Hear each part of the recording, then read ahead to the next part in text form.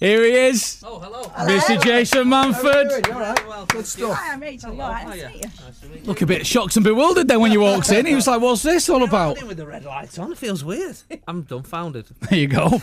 I'm Dumbfounded. Dumbfounded, and that's not a word I've ever used. There you go. Now it is, though. I've never said that before. It's a I corker. can spell it in a dictionary. Look at that. It's because you've written a book. Dictionary. Never said that word before. What a word! It's because you've written a book. That's exactly why. I That's know. why. And you're just trying to get to 80,000 words, just doing a spell check every 2 minutes. I've only written 300. Is it hard work, that, though? Well hard. It's the hardest thing I've ever done in my life. It was hard, yeah. How many pages are there? Well, you don't do it by pages, you do it by words. Right, yeah. I want 300 pages on my desk. Oh, Well, double space. Yeah. that's like really big letters.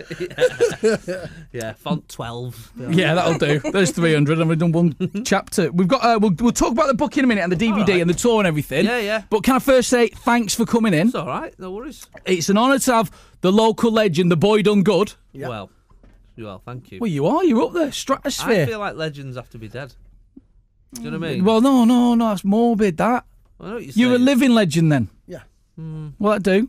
I'm just I'm a just bloke. me. I'm just Jason. I just think, yeah. I'll just be Jason. Okay. I'm not leading this anywhere. I'm being genuinely complimentary Oh, about okay. it. Well, I will take your compliment. Thanks very Thank much. you.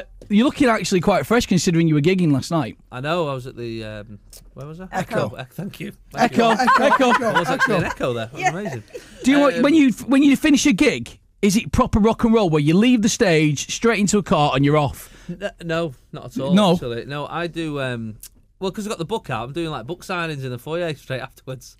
So it's not rock and roll at all. It's actually it's like really the opposite, whatever the opposite of that is. So effectively, you get stuck in your own traffic. Yeah, I do. No, actually, my traffic has already left. Was The it? It proper was cleared. because obviously you've just done a gig, 5,000 people. They're not all going to stick around, so they all leave, and about 250 stick about in the foyer. Right. And then I do the signing.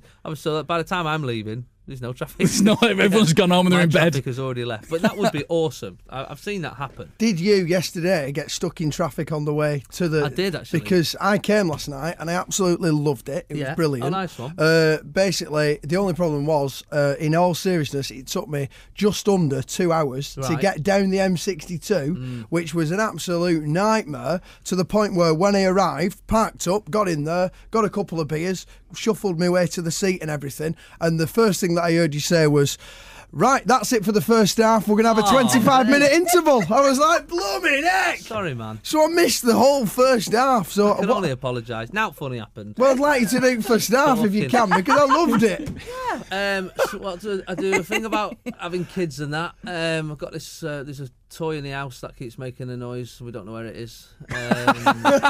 Just keeps saying, "Peekaboo, where are you?" But the batteries are going on it, so it's more like "Peekaboo, where are you?" It's scary. It's quite, yeah. That's brilliant. That's probably the funniest thing that happens. Right, well, do you know what? There was, I genuinely, like, I got stuck in really, the same traffic. it was a nightmare, wasn't it, going I got over? Because the M6 were closed. Yeah, that's right. It was all backlog. But because I was doing a book signing Yeah. first, and I was late for my own book signing.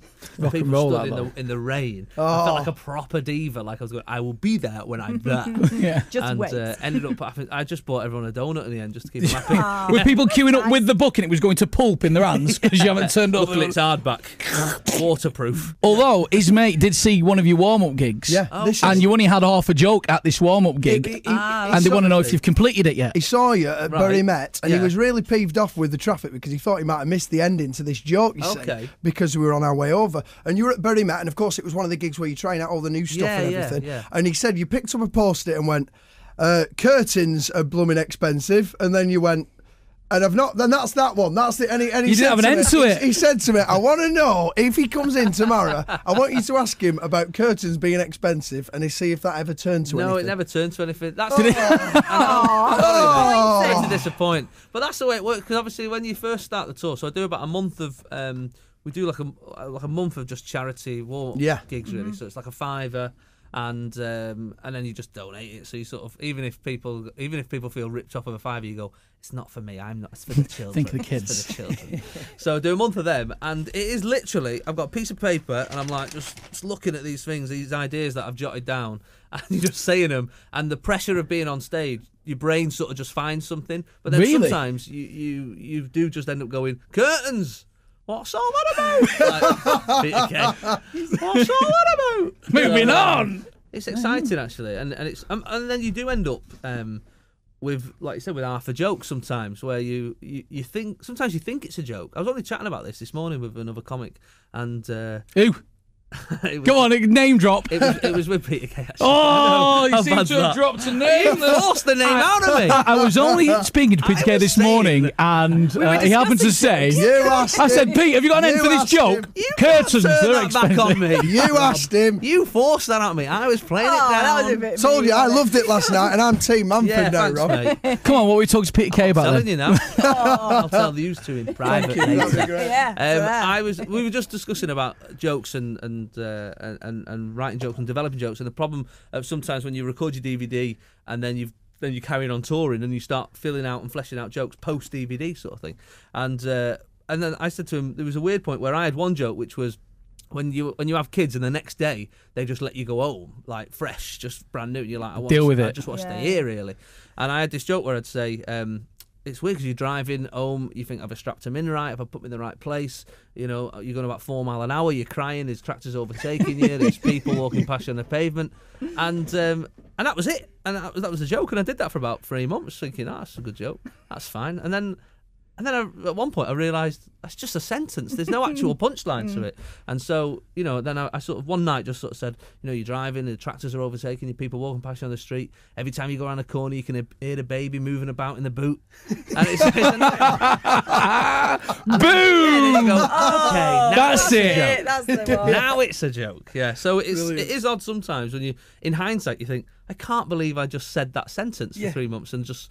Because sometimes they sound like a joke. Jokoids, they're called, where they sound like a joke. They're in the pattern of a joke, but they're not a joke. Okay. And you're just talking, really. It just comes in your head. Yeah, well, that's randomly. You sort of with any tour, you know, it develops and it fleshes out, and you know, then obviously stuff happens, the riots happen and that, and you think, I'll do some jokes. I'll have some jokes on that, yeah. Yeah.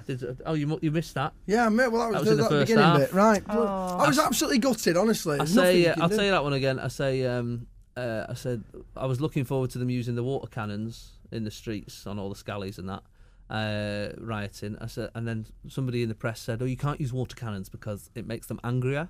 It makes them really angry." And I was like, "Well, just put a bit of Radox in. You know what I mean? That just calms everything down.